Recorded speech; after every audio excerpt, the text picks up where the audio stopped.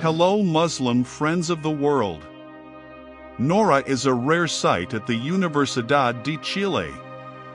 Wearing a long abaya, or Islamic robe, that covers her entire body except her hands and face, her attire sets her apart from other students on campus. Between classes, he often looked for a quiet, sheltered place to lay out a small rug and pray. If someone asked Nora, like us, about her different appearance on campus, she would answer that she didn't mind. He was satisfied with his clothes, his prayers, and the way of life reflected in them. Nora is a Muslim from Chile, and she is proud of it. Chile is not a country where most people would expect to have a Muslim population. But this is not unique. Some of Latin America's earliest Muslims, for example, arrived in the 16th and 17th centuries.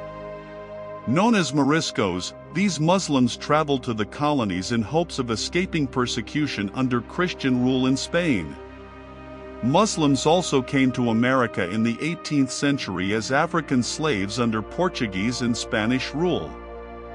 This Muslim group originates mostly from West Africa and, in Brazil, led one of the continent's largest uprisings against slavery. Muslims in Latin America are also the result of Middle Eastern migration from the Ottoman Empire in the late 19th and early 20th centuries. The history of Islam in Latin America is visible today in the 1.7 million Muslims living in Central and South America. Why we did this research? As scholars of religion and anthropology, our interest in Latin American Muslims began in 2018. At that time, little research on Muslim minorities in America had considered the experiences of Muslims in Latin America. Moreover, most American research focuses on questions of assimilation or terrorism and ignores the more fundamental issues of belief, practice, and community. Islam, in other words, is framed as a problem, not as a way of life. And we found that, because of such research, large Muslim communities and their experiences have been excluded from the picture of Islam in America. As scholars and converts to Islam, we understand how deep the meaning of Islam is for its adherents. We therefore decided to focus our research on growing Muslim communities in regions not usually associated with Islam. Diverse community. In Chile, Islam is primarily the result of Lebanese, Syrian, and Palestinian migration in the 19th and early 20th centuries.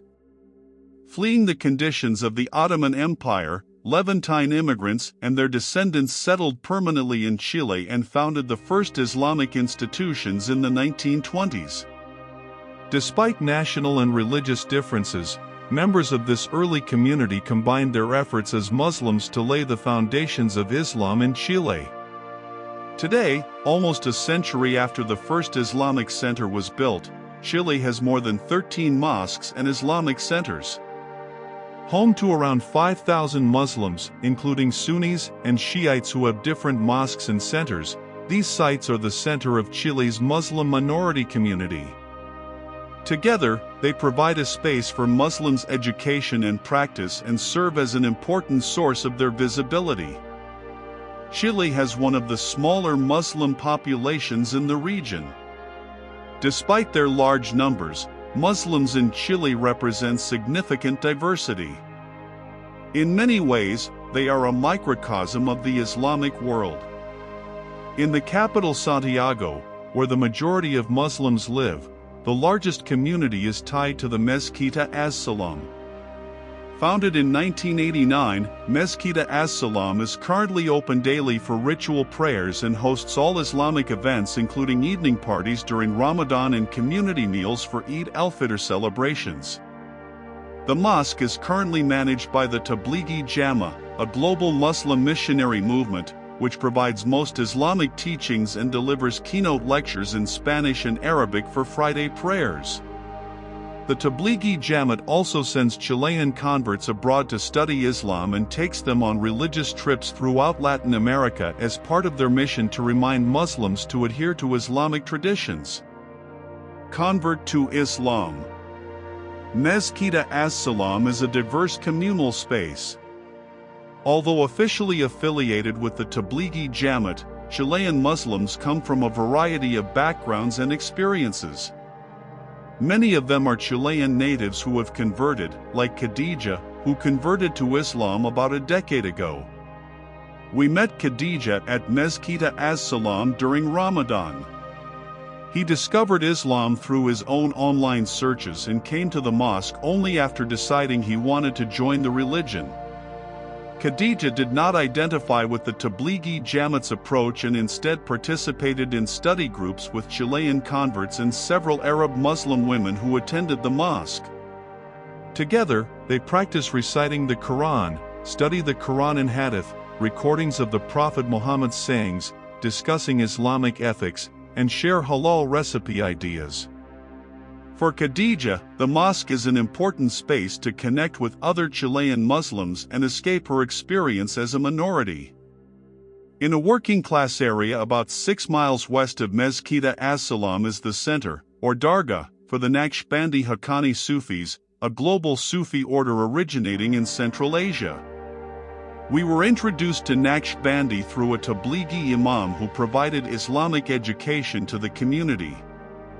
Led by a local Chilean sheikh who founded the first branch in Chile, this small group of Muslims connected with Naqshbandi orders throughout the Americas, including Argentina and the United States. From our visits to the Naqshbandi, we know that almost all of them are converts to Islam.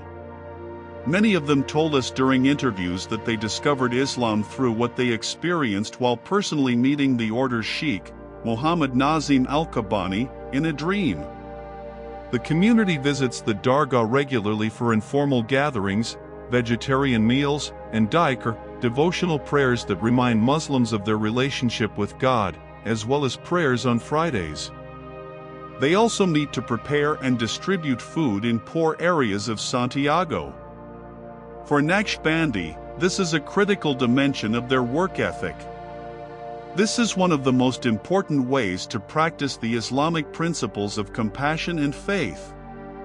Iman, for example, is one of the founders of a food drive they call Alia Rabbani. Every week, he and other Naqshbandis go to the local market to collect unspoiled food scraps and use them to prepare large pots of lentil soup for distribution locally. Iman is a deeply spiritual woman who cultivates her relationship with God through the practice of dhikr.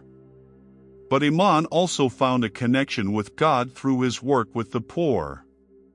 For him, like many Naqshbandi members, feeding the hungry is as much a part of Islam as any other form of service.